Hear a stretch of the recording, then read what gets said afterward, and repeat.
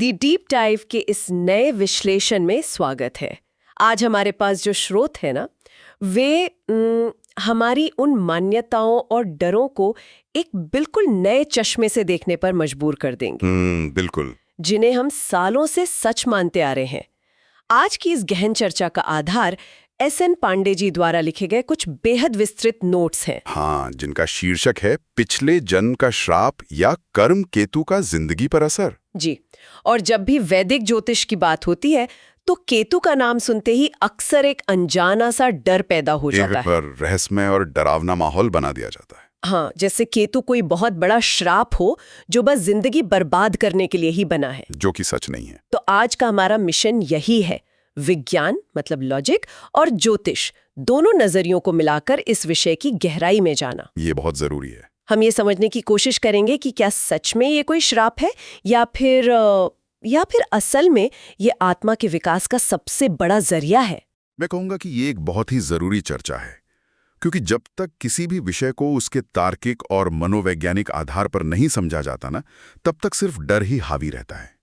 सही बात है। इन नोट्स की सबसे खास बात यही है कि ये सिर्फ ग्रहों की चाल तक सीमित नहीं है, बल्कि मानव मनोविज्ञान और हमारे अवचेतन मन की बहुत गहरी परतों को खोलते हैं। ज्ञान और सही जानकारी ही इस तरह के किसी भी डर का सबसे सटीक इलाज है। बिल्कुल, मैं भी यही सोच रही थी। तो चलिए इस गुत्थी को सुलझाना शुरू करते हैं।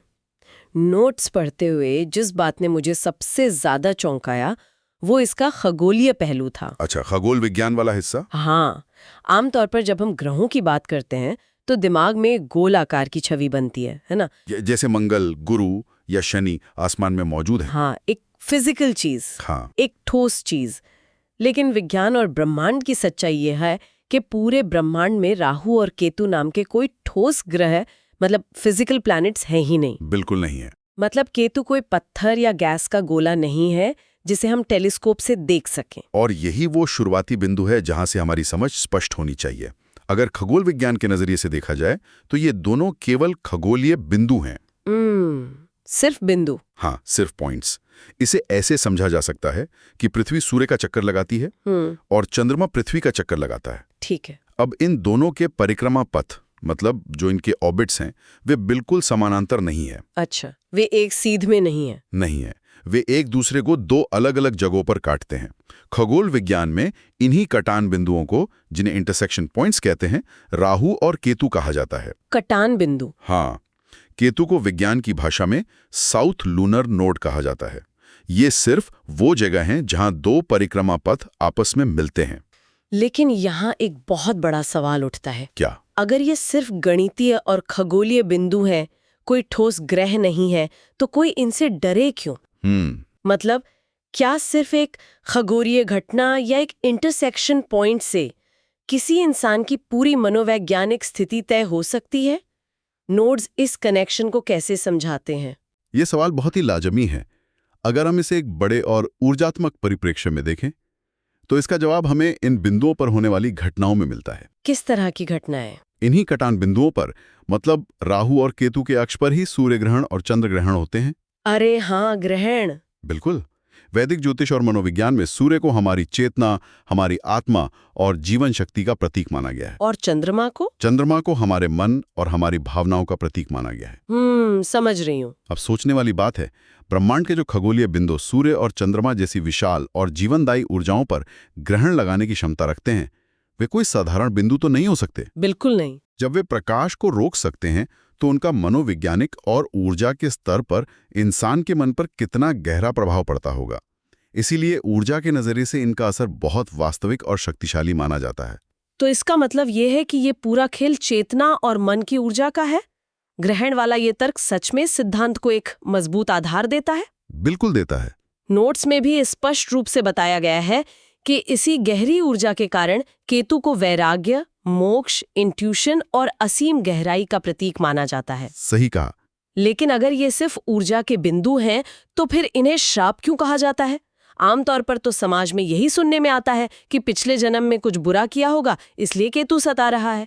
और यही वो जगह है जहां सबसे बड़ा भ्रम पैदा होता है। श्राप वाली बात पूरी तरह से डराने के लिए इस्तेमाल की जाती है। तो असलियत क्या है? यहाँ कर्म के उस संतुलन को समझना बहुत जरूरी है जिसका जिक्र एस.एन. पांडे जी ने किया है।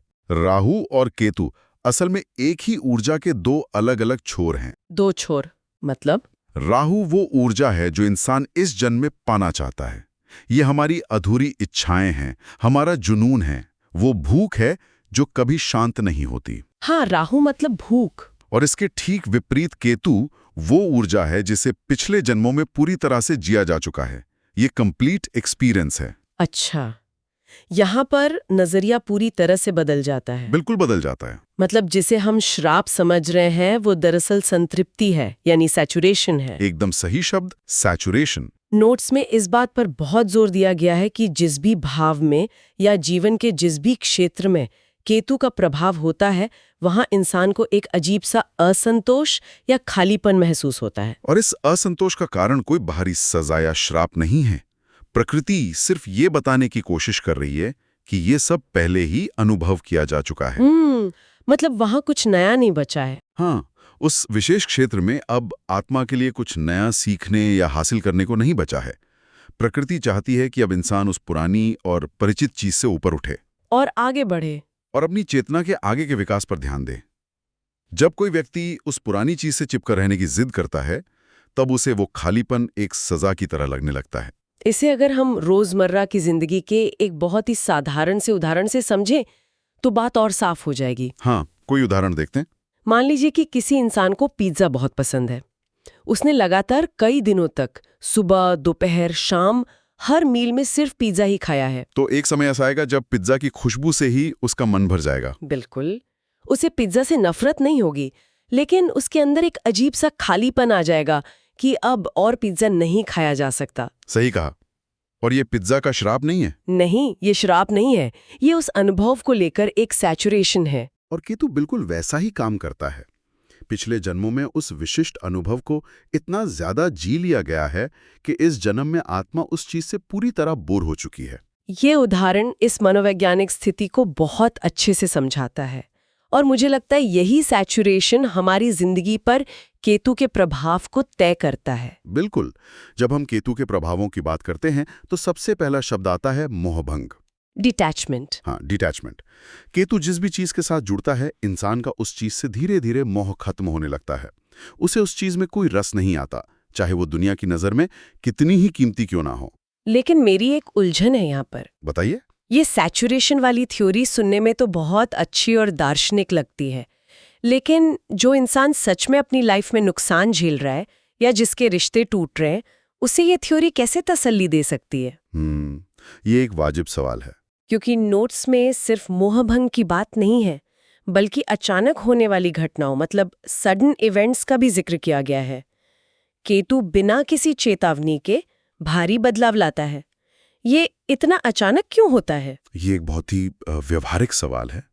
अचानक बदलाव इसलिए आते हैं क्योंकि इंसान का स्वभाव है पुरानी और सुरक्षित चीजों से चिपके रहना। हाँ, बदलाव से डर लगता है सबको। बिल्कुल।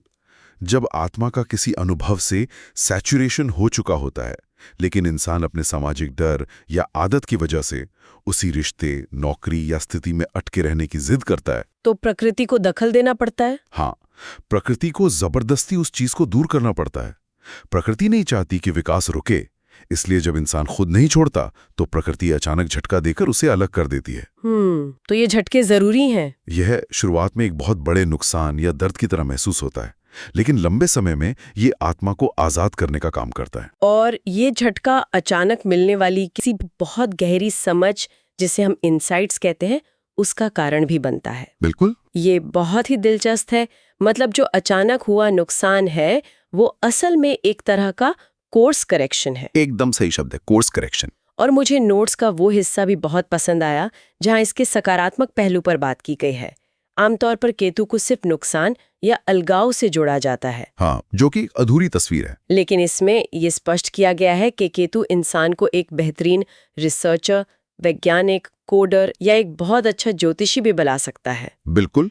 और इसके पीछे का विज्ञान भी उसी डिटैचमेंट से जुड़ा है। हाँ, केतु का काम है सतह से नीचे जाना, गहराई में उतरना। हाँ, जब बाहरी दुनिया शोर शराबे और दिखावे से इंसान का मोहभंग होता है, तभी तो वो किसी एक विषय की असीम गहराई में उतर पाता है।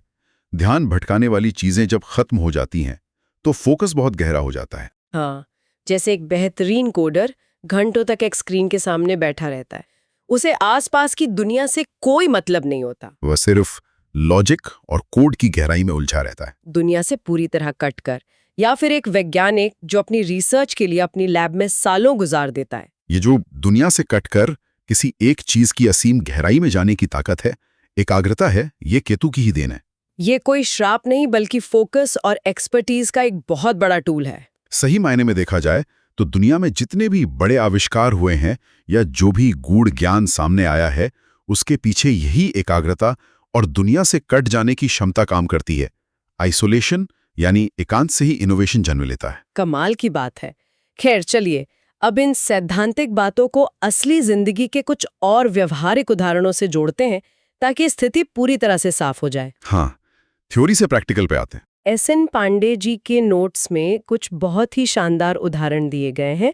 हम 7वें भाव और दूसरे भाव के उदाहरणों पर गहराई से बात करते हैं, क्योंकि ये दोनों इंसान की जिंदगी के सबसे बड़े हिस्सों मतलब रिश्तों और पैसे से जुड़े हैं। बिल्कुल। तो 7वां भाव, जिसे वैदिक ज्योतिष में विवाह, पार्टनरशिप और लंबे समय तक चलने वाले रिश्तों का भाव कहा जाता है, इसका उदाहरण बहुत कुछ सिखाता है। आमतौर पर समाज में ये भ्रम फैलाया जाता है कि अगर किसी के 7वें भाव में केतु का प्रभाव है तो उसे शादी का सुख कभी नहीं मिलेगा। हाँ, कहा जाता है कि उसके रिश्ते हमेशा टूटेंगे या ये पिछले जन्म का कोई श्राप है कि इंसान जिंदगी भर अकेला ही रहेगा। लेकिन इन नोट्स में इसकी जो मनोवैज्ञानिक सच्चाई बताई गई है वो बिल्कुल अलग है। वो क्या है? मनोवैज्ञानिक और कर्म के नजरिए से सच्चाई ये है कि उस इंसान की आत्मा पिछले जन्मों में रिश्तों का, रोमांस का और पार्टनरशिप का बहुत ही गहरा और संपूर्ण अनुभव ले चुकी है। मतलब उसने वो सब देख लिया है जो एक रिश्ते में देखा जा सकता है। बिल्कुल। नतीजा ये होता है कि इस जन्म में पार्टनर से चाहे कितना भी प्यार क्यों ना मिले, चाहे रिश्ता कितना भी अच्छा क्यों ना हो, इंसान के अंदर एक अजीब सा खालीपन बना रहता है। उसे हमेशा लगता है कि कुछ तो कमी है। हाँ, उसे लगता है कि ये सब बहुत सामान्य सा लग रहा है। और मुझे लगता है कि सबसे बड़ी परेशानी तब शुरू होती है जब इंसान इस अंदरूनी खालीपन को बाहर की दुनिया में भरने की कोशिश करता है। एकदम सही। वो अपने पार्टनर से परफेक्शन की उम्मीद करने लगता है। उसे लगता है कि अगर पार्टनर थोड़ा और रोमांटिक हो जाए या उसकी आदतें थोड़ी बदल जाए तो शायद ये जो खालीपन है वो भर जाएगा। और इसी उम्मीद की वजह से रिश्ते में घर्षण यानी फ्रिक्शन पैदा होता है। ये बिल्कुल सही आकलन है। वो खालीपन कभी भी बाहर से या किसी दूसरे इंसान के जरिए भर ही नहीं सकता, क्योंकि समस्या दूसरे इंसान में है ही नहीं। समस्या उस उम्मीद में है। और यहीं पर स्थिति की सबसे बड़ी सीख छुपी है। वो क्या है? सीख ये है कि ऐसे व्यक्ति को पार्टनर से एक परफेक्ट फिल्मी रोमांस की उम्मीद तुरंत छोड़ देनी चाहिए। ये समझना बहुत जरूरी है कि वो खालीपन पार्टनर की कमी की वजह से नहीं है, बल्कि वो आत्मा की उस गहराई और सैचुरेशन की वजह से है जो पहले ही सब कुछ अनुभव कर चुकी है। बिल्कुल। सच्ची शांति खुद के अंदर है। जब कोई व्यक्ति बात मान लेता है और सामने वाले को उसकी कमियों के साथ स्वीकार कर लेता है तो रिश्तों का तनाव और वो फ्रिक्शन खुद ब खुद खत्म हो जाता है। ये एक बहुत बड़ा शिफ्ट है।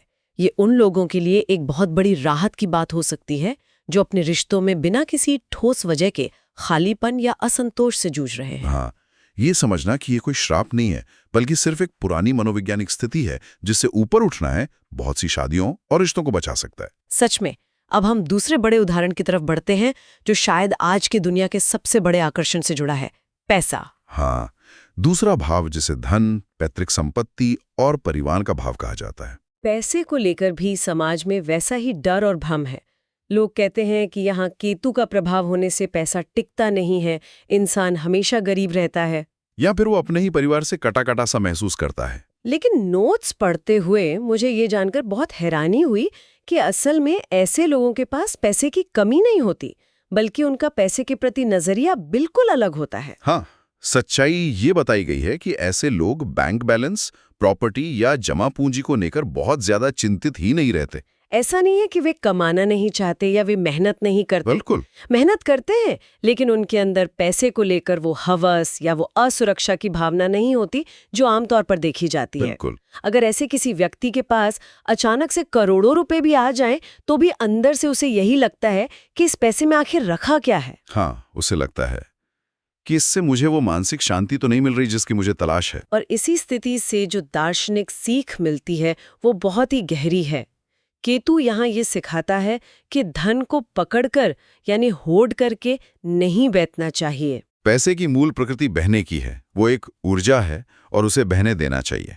यहाँ नोट्स में एक बहुत ही मजेदार और विरोधाभासी नियम का जिक्र है। वो भागने वाला नियम। हाँ, नियम ये है कि इंसान जितना पैसे के पीछे भागता है उसे अपनी मुट्ठी में कसकर बंद करने की कोशिश करता है, पैसा उससे उतना ही दूर भागता है या किसी न किसी रास्ते से खर्च हो जाता है। लेकिन जब कोई व्यक्ति अपने काम पर पूरा ध्यान देता है, रिलैक्स रहता है और पैसे को लेकर मन में कोई डर या असुरक्षा नहीं पालता, तो उसकी जरूरतें अपने आप पूरी होती रहती हैं। क्योंकि जैसा हमने शुरुआत में कहा, केतु वैराग्य का प्रतीक है। जब कोई व्यक्ति वैराग्य दिखाता है, जब वो पैसे से या किसी भी भौतिक वस्तु से चिपकता नहीं है, तो उस ऊर्जा का नकारात्मक प्रभाव खत्म हो जाता है और प्रकृति उसे उसकी जरूरत का सब कुछ उपलब्ध कराती है, बस वो उस इंसान को उस वस्तु का गुलाम नहीं बनने देती। बिल्कुल। ये चर्चा बहुत ही स्पष्टता ला रही है।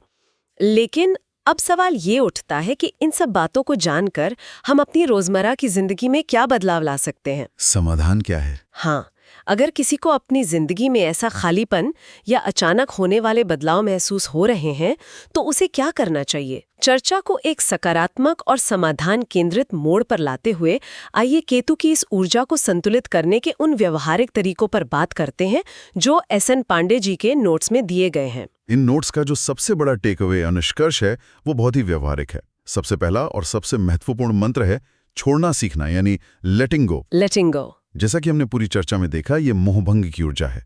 जिस भी चीज को बहुत ज्यादा कसकर पकड़ने की कोशिश की जाएगी, चाहे वो कोई रिश्ता हो, पैसा हो, कोई पद हो या कोई पुरानी पहचान हो, प्रकृति उसे उतनी ही जोर से और दर्दनाक तरीके से छीन लेगी। बिल्कुल। लेकिन यहाँ लेटिंग गो का मतलब केयरलेस या लापरवाह होना बिल्कुल नहीं है। इसका मतलब है अपना 100% देना, लेकिन नतीजों से खुद को न जोड़ना। सही कहा। जो चीज हमारे लिए सही है वो हमारे पास रहेगी, लेकिन उसे सिर्फ अपने अहंकार या डर की वजह से पकड़कर रखने की जिद हमें नुकसान पहुंचाती है। और दूसरा महत्वपूर्ण तरीका क्या है जो इसमें सुझाया गया है? दूसरा तरीका है अध्यात्म और ध्यान, यानी स्पिरिचुअलिटी और मेडिटेशन। चूंकि ये एक बहुत ही सूक्ष्म और अवचेतन मन से जुड़ी ऊर्जा है, ये बाहरी दुनिया के शोरगुल से या भौतिक उपायों से शांत नहीं होती। नियमित रूप से ध्यान करना और खुद के साथ अकेले में कुछ समय बिताना इस ऊर्जा को एक सही दिशा देने का सबसे बेहतरीन तरीका है। मतलब जब इंसान ध्यान के जरिए खुद से जुड़ता है, तो वो जो खालीपन वाली ऊर्जा है वो रचनात्मक गहराई और इंट्यूशन में बदल जाती है। बिल्कुल। ध्यान से उस बिखरी हुई गहराई को एक लक्ष्य मिल जाता है। और तीसरा तरीका जो नोट्स में दिया गया है वो मेरे दिल के बहुत करीब है, सेवा। विशेष रूप से बेसहारा जानवरों और खासकर कुत्तों की सेवा करने की बात कही गई है। मैं जानना चाहती हूँ कि इसके पीछे का असली मनोविज्ञान क्या है? जानवरों की ही सेवा क्यों? इसके पीछे का मनोविज्ञान बहुत ही सरल लेकिन असरदार है। सेवा करना कोई जादू टोना या टोटका नहीं है।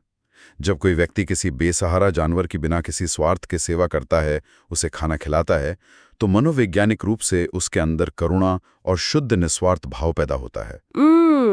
क्योंकि जानवर आपको बदले में पैसा या शोहरत नहीं दे सकते। बिल्कुल। आप उनसे किसी परफेक्शन की उम्मीद भी नहीं करते। वो एक ऐसा रिश्ता होता है जिसमें कोई लेन देन नहीं होता, सिर्फ शुद्ध और निस्वार्थ प्रेम होता है। और यही निस्वार्थ भाव और बिना शर्त वाली करुणा उस ऊर्जा का सबसे उच्चतर स्तर है। सही कहा। इसका मतलब है कि जब हम जानबूझकर अपनी मर्जी से निस्वार्थ होते हैं, तो हम खुद ब खुद उस डिटैचमेंट वाले सबक को एक बहुत ही सकारात्मक और सुंदर तरीके से जी रहे होते हैं।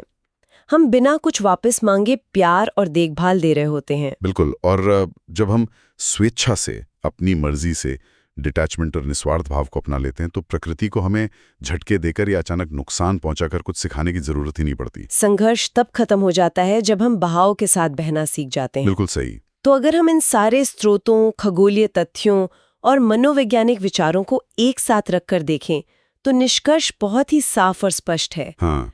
जिसे अक्सर केतु का श्राप कहकर डराया जाता है, वो कोई डरावनी चीज बिल्कुल नहीं है जिससे डरकर किसी कोने में बैठा जाए या बहुत महंगे उपाय किए जाए। ये दरअसल एक खगोलीय और मनोवैज्ञानिक कंपास है। एक ऐसा कंपास जो भौतिकवादी दुनिया की अंधी दौड़, शोर और दिखावे से इंसान का ध्यान हटाकर उसे आत्मिक गहराई, आत्ममंथन और निस्वार्थ सेवा की ओर ले जाने का रास्ता दिखाता है। यह हमें ये याद दिलाता है कि जीवन सिर्फ बाहर की चीजों को इकट्ठा करने का नाम नहीं है, बल्कि अंदर से खाली होकर कुछ बड़ा और गहरा अनुभव करने का नाम है। बिल्कुल सही। इस पूरी गहन चर्चा और इन नोट्स के विश्लेषण के बाद एक विचार है जो लगातार दिमाग में घूम रहा है, और मुझे लगता है कि ये बात हम सभी को गहराई से सोचनी चाहिए। वो क्या विचार है? चर्चा को खत्म करते हुए एक सवाल है जिस पर विचार किया जाना चाहिए। अगर ये ऊर्जा हमें सिर्फ उन चीजों को छोड़ने के लिए मजबूर करती है जिनमें हम पहले ही परफेक्शन हासिल कर चुके हैं, जो हमारे लिए पुरानी हो चुकी हैं, जहां आप कुछ नया सीखने को नहीं बचा है, हाँ, तो क्या ऐसा हो सकता है कि जिंदगी की जो सबसे बड़ी चिंताएं हैं, जो सबसे बड़े तनाव हैं, वे असल में किसी श्राप का नतीजा नहीं है, बल्कि सिर्फ इस बात का संकेत हो कि हम वर्तमान की नई चुनौतियों को अपनाने के बजाय बीते हुए कल की सफलता से चिपके हुए हैं? बिल्कुल, अपने सुरक्षित घेरे यानी कंफर्ट जोन से चिपके रहने की जिद कर रहे हैं।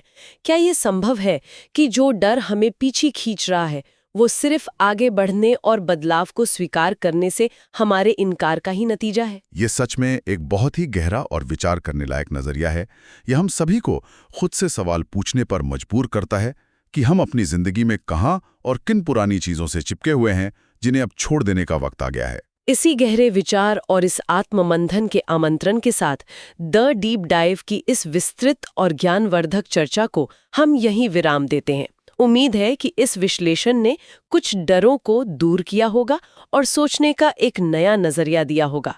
कुछ नए विचारों और कुछ नई गहराइयों के साथ फिर मिलेंगे।